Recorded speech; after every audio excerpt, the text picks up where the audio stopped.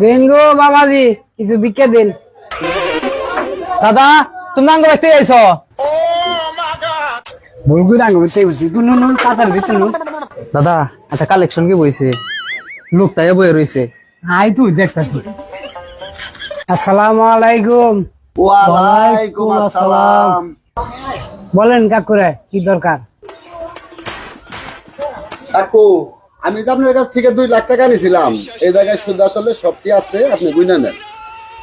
আর না কাকু, আপনার গোটে গুণ নাকবো জানাতি কালকে ব্যাংকে জমা দি। কাকু আনলেন কি?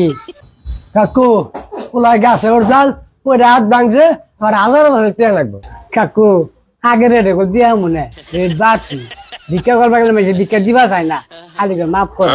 কাকু বেশি এলেও করা কিছু না, আমার টাকা লাগবো, দেন টাকা 5,000 দেন। এই যে 5,000 গুইনা নিন।